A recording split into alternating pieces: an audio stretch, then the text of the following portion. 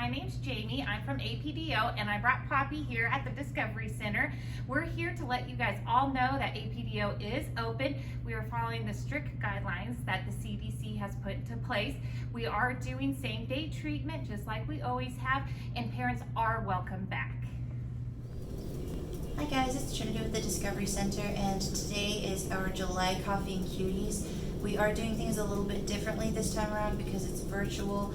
But we do want to thank APDO for their sponsorship of this month's Coffee and Cuties. And one of the things that you guys are going to see as we go through this month's session is that we are going to be using these jelly crystals right here that are in this little packet. And these are actually from a Steve Spangler Science Kit, which we have available here. If you make a donation, you get one of these boxes that comes with these jelly crystals and about 12 or so other really cool experiments and a book of how to do them all. Really cool. So you should definitely come down and check that out. And we hope you enjoy this month's Coffee and Cuties. I'm going to show you guys a couple of ways that you can make crystals at home. So the first thing that we're going to talk about is borax crystals. So borax crystals are really easy to make. You do need a parent to help you with it to make sure that you're being safe. But this is a good way to kind of replicate naturally occurring crystals. So a naturally occurring crystal can be kind of like this amethyst right here. These crystals are formed in the crust of the earth by lots of pressure and minerals that come together and link all the molecules together, and they create naturally occurring crystals. Borax crystals are a good reproduction of these kinds of crystals. So what you need in order to do this is going to be some borax, some boiling water, which I have in here. You need a container that's big enough for your ornament-ish kind of thing that's going to go in there. And I made mine out of pipe cleaners. Pipe cleaners, because they're fuzzy, they hold on to all those crystals really well. So this guy will fit inside of here. And then you'll need something to stir with. If you want to color this, you can also do that by coloring your water. So the first thing that you're going to do is you're going to pour boiling water into your cup, which is why you're going to need an adult. Boiling water is dangerous. So we'll go like that. And then you're going to take borax. So the point of this is to make a super concentrated solution. So molecules are typically pretty nicely spaced, but when you heat them up, they go even further apart. It's like imagine all your friends standing there and you say, okay, take 5 big steps back. Now there's a ton more space in between you guys, just like with molecules. What we want to do is pack every single bit of space that we can with lots and lots of borax, because this stuff is what's going to make our crystals. So you can stir this up, and you want to keep going until no more borax can dissolve, and there's kind of a layer of it at the bottom. So just stir it, and the boiling water helps it to dissolve really quickly. Right, then you go add a little bit more. Another thing with the borax is borax can be kind of abrasive on your hands, so make sure that you wash your hands after you use it, and also make sure that you're not sticking your face into it or anything like that. So stir this guy really good, and I'm seeing some of it staying on the bottom, so we'll take this away. And now what you're going to do is take your shape. You can do whatever shape you want.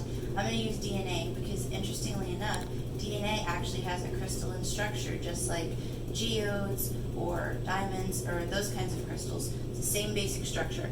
So I'm going to stick this guy in here and leave it, and it takes a few days, but sometimes to get really good crystals.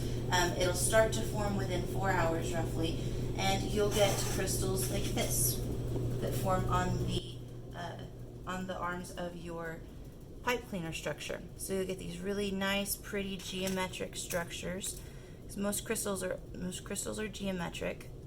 And you can do these kinds of crystals by coloring them, either when they're in here, or you can use watercolors afterwards and kind of paint them on.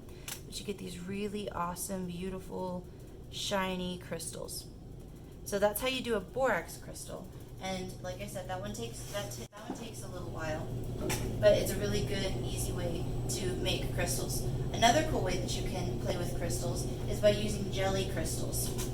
So these guys right here are very different. These borax crystals work in a completely different way.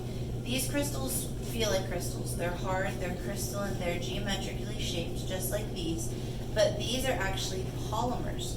So what we can do is put them in water. Most polymers love water. So I put just a few little bits of these polymers into the bottom of these cups that had water in it, colored water, and within a few hours they started to grow. So we get these really huge, and I can show you the difference between the sizes. You get these really small crystals, but they're real hard, they're really crystal like that. But then when you add water, they turn into jelly pretty much. So these polymers can absorb up to 300 times their size in water. And so we get these awesome jelly crystals. Now, you might be asking, what's the point of that? Well, you can use these crystals to actually create some pretty cool looking art. So I just took a baby soda bottle and stacked some of the colors on top of each other, and this has been sitting since last night, and you can see that some of the colors have started to bleed into each other. So the yellow has started to bleed into the pink, and you get this kind of peach orange color there. The purple is starting to come here, and the bigger your container, the more you can stack and the more colors you can put in, and so you get this awesome rainbow in a tube kind of thing. So I showed you today two very different kinds of crystals, but they're both super cool. They're both really, really interesting, and they're both really good examples of different kinds of crystals that you can do at home and play with.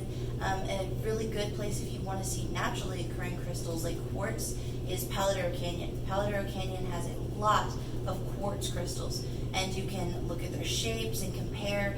Are they all similar? Are they all different? Are they all kind of rectangular or kind of like a hexagon? So look for some naturally occurring crystals and kind of compare and contrast how they look, and see what you can figure out in your own scientific explorations. So thank you guys so much for joining us, and I hope you guys get to try this at home.